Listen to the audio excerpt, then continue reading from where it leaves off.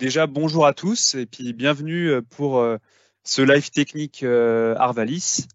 Donc, on va parler des résultats et des préconisations Arvalis pour la partie maïs. Et donc, aujourd'hui, on va parler à deux voix. Donc, vous aurez des présentations donc de deux ingénieurs Arvalis. Donc, voilà, on met nos caméras. Et donc pour ceux qui nous connaissent pas, donc voilà, moi je vais présenter une partie des résultats. Donc je suis Bastien Chopineau, donc, je suis ingénieur régional basé à Auzouer-le-Marché. Vous avez mes petites coordonnées en dessous. Et donc je suis accompagné d'Edouard aujourd'hui. Oui, bonjour à tous. Donc, Edouard Baranger, le collègue de Bastien, sur la partie sud de la région centre, basée à Bourges. Bonjour à tous. On va s'intéresser à une grande zone centre de la France, hein. Donc on va parler voilà, des zones Île-de-France jusqu'à l'Auvergne, en prenant un petit peu la Bourgogne et puis évidemment l'ensemble de la région Centre-Val de Loire. Et donc au programme ce matin, on va parler d'abord du bilan de campagne de l'année écoulée, en reprenant les points clés et quelques clés d'explication voilà, de la campagne. Il nous semblait important aussi de refaire un peu un topo au niveau de la physiologie du maïs et le lien avec la dessiccation des grains, parce qu'on était dans une campagne atypique avec des récoltes précoces et des dessiccations de grains vraiment marquées. Donc voilà, faire un petit point là-dessus. Ensuite, on aura un gros point sur le désherbage. Donc là, Edouard vous présentera les actualités réglementaires en termes de désherbage, quelques résultats d'essais sur les graminées estivales, et après un focus sur les adventices compliqués dans notre région, hein, les graminées, notamment le régras, et un petit point d'information et de gestion sur les problématiques montantes d'Atura. Donc ensuite, après le topo désherbage, on parlera de l'incontournable variété. Donc voilà les résultats des essais de post-inscription Arvalis et partenaires. Et donc aujourd'hui, on parlera seulement des variétés grains. Il n'y aura pas de variétés fourrage qui seront abordées aujourd'hui. Mais après, bon, globalement, je referai un petit focus sur notre outil qu'on a mis en place l'an dernier sur VAR Maïs.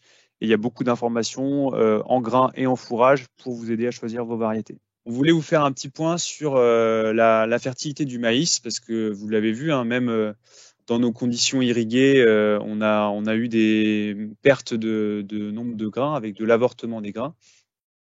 Et donc, ça nous semblait important de refaire un petit focus là-dessus au regard de l'année. Donc globalement, la fertilité et la formation des grains, ça commence avec la phase reproductrice du maïs, avec la mise en place des ovules. Donc là, c'était plutôt courant du mois de juin, hein, qu'on a eu ces mises en place d'ovules, voilà, à partir de la transition florale du maïs. Ensuite, on a évidemment les processus de fécondation du maïs, hein, qui sont responsable voilà, de la mise en place d'ovules, d'ovules fécondés, et ensuite jusqu'au slag, un nombre de grains définitif qui est fixé. Et ensuite, c'est la phase de remplissage des grains, où là, les grains formés, les ovules fécondés, vont se charger en amidon. Et en fait, c'est la plante qui va transférer ses ressources, voilà, tous les sucres qu'elle a accumulés, de ses feuilles et de sa tige dans les grains. Et donc, pourquoi je vous reparle de ça, c'est pour vous dire que voilà, il y a, en termes de séchage des grains, c'est quand même une composante assez primordiale, notamment avec les coûts de l'énergie qui ont fortement augmenté cette année. Donc, on a un processus de perte en eau du grain qui va se décomposer en deux phases. Donc, la première phase, c'est une perte en eau physiologique, donc qui va débuter au début du remplissage des grains et qui va se poursuivre jusqu'à la maturité physiologique des grains, humidité 32. Donc, c'est l'humidité du grain à 32%. Et en fait, ce séchage qu'on appelle physiologique, il est directement lié au transfert de matière de la plante vers les grains. Ensuite, après cette phase de séchage physiologique, on a un séchage qui est vraiment purement climatique, où là, ça se passe après maturité physiologique et ça dépend du climat, donc voilà, de l'évapotranspiration, du vent, potentiellement aussi du type de grain, voilà, qui vont impacter cette perte en eau climatique. Donc le séchage en 2 phases et on a en fait un séchage physiologique. Là, on s'intéresse que à la première phase. En fait, ça va dépendre d'un équilibre entre des sources et des puits. Je vous l'ai dit, en fait, c'est la phase physiologique de la dessiccation. Ça dépend du transfert de matière entre la plante et les grains. Et donc, on peut voir ça un peu comme voilà, une balance avec d'un côté les sources, donc qui représentent toute la matière verte du maïs, donc toutes les réserves de la plante qui sont voilà, les tissus photosynthétiques. Et de l'autre côté, les puits, donc qui représentent la demande de la plante. Donc là, c'est le nombre de grains de maïs, donc le nombre de grains mètre carré, qui est vraiment le puits qui a besoin en fait de ces ressources. Donc on a différents facteurs qui vont influer les sources et les puits. Tout ce qui est source, effectivement, on a la précocité des variétés qui va jouer sur le nombre de feuilles totales ou potentielles à atteindre, donc qui va forcément jouer sur la biomasse et sur, entre guillemets, les sources. Le pédoclimat, donc tout ce qui est réserve utile et puis offre climatique, et évidemment les stress thermiques et hydriques. Au niveau des puits, on a également des caractéristiques variétales qui jouent. Le nombre de rangs en maïs est quand même assez corrélé à la génétique. Et donc, on a ce potentiel de rang qui dépend des variétés. Mais on a également toutes les caractéristiques climatiques, hein, stress hydrique et stress thermique, et qui vont avoir un fort impact. Donc, globalement, cette année, on a eu des stress thermiques et hydriques assez forts. Et en fait, vous voyez, en cas en conditions où tout va bien, où on a une bonne mise en place de la biomasse, et donc des sources importantes. Si on a des puits qui sont aussi importants, avec des bonnes fécondations, on va avoir une balance à l'équilibre et donc des transferts de matière qui vont se faire plutôt à la normale. En revanche, cette année, on a eu quand même des accidents, notamment de fécondation, d'avortement de grains. Et donc là, on peut avoir des baisses du nombre de grains à mètre carré et donc un déséquilibre de cette balance. Et en fait, nous, on a voulu regarder cette année, notamment sur des conditions contrôlées, ce que ça donnait en termes quel était l'impact des accidents climatiques sur la dessiccation des grains. Donc pour ça, on avait fait une expérimentation donc sous nos abris mobiles à Fennofield et on avait comparé différentes variétés, différentes précocités et on avait fait plusieurs prélèvements de grains pour mesurer la dessiccation. Donc ici, c'est ce qu'on voit avec un graphique qui reprend l'humidité du grain en fonction des dates calendaires de prélèvement. Et ce qu'on peut voir, c'est que là, on est sur un régime qui est à l'ETM, donc en gros, c'est l'évapotranspiration maximale. C'est des conditions irriguées, qui sont irriguées correctement. Et ce qu'on peut voir, c'est que au final, sur les derniers prélèvements qui se situent entre le 14 et puis le 18 septembre, on est sur des humidités du grain qui sont relativement faibles, hein. Donc notre variété témoin sur les G2, elle est autour de 16%, et notre variété témoin sur les G4 demi-tardive, elle est autour de 21%. Donc ça représente, ces précocités représentent l'ensemble du panel qu'on peut avoir, notamment sur la zone Beauce, parce que là c'est vraiment des expérimentations qui ont été conduites sur la zone Beauce.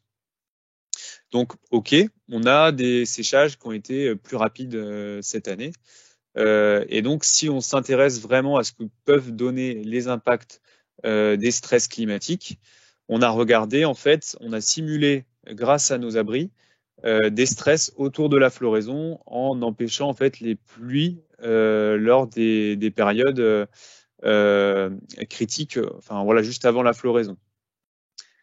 Et donc, ce qu'on a pu voir, c'est que, donc là, je vous ai remis les 3 variétés témoins avec les conduites à l'ETM en très plein et les conduites stressées à la floraison en pointillé.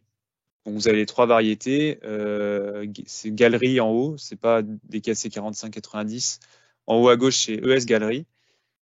DKC 4590 en haut à droite et KWS Intelligence en bas à gauche. Et donc, ce qu'on voit, c'est que selon les variétés, on a des impacts qui sont différents des stress climatiques. Sur Galerie, par exemple, on passe de 16% d'humidité à 20% d'humidité. On a gagné on a récolté 4% plus humide avec un stress à floraison sur ES Galerie. Sur DKC 4590, on voit que c'est 5%. Et sur KWS Intelligence, c'est quasiment 7% parce qu'on passe de 20,7 à 27,6.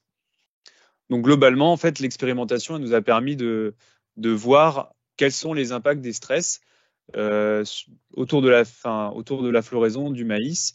On voit qu'il y a des pertes sur le nombre de grains par mètre carré. Il y a plus d'avortements.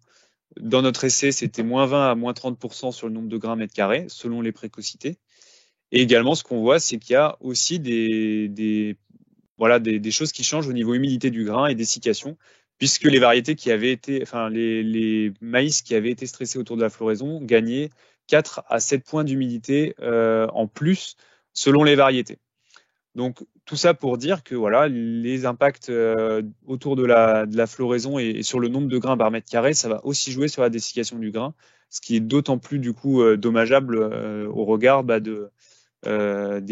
frais de séchage. Et donc vraiment une composante clé à préserver, notamment quand on a l'irrigation. Il y a vraiment 2 aspects. Il n'y a pas que l'aspect production, il y a l'aspect aussi humidité à prendre en compte. Et donc, bon, je passe rapidement sur l'exemple de cas 2022.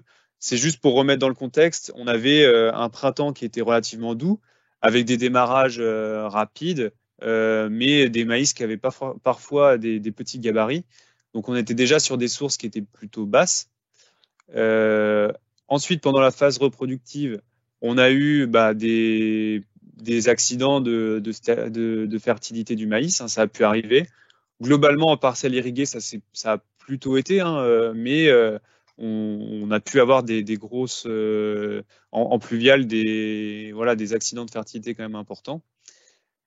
Et si on regarde ce qui s'est passé ensuite, donc le temps sec et chaud de juillet à août, on a eu une sénescence des plantes qui a été accélérée et donc des sources qui ont très vite diminué. Donc globalement, en fait, si on fait le bilan de la balance, on avait un nombre de puits qui était plutôt moyen, voire bas en fonction des parcelles pluviales et des secteurs qui n'ont pas reçu l'eau, ou reçu assez peu d'eau sur la période de pré-floraison. Et des sources qui étaient plutôt basses dues à un climat chaud et sec et donc une sénescence accélérée.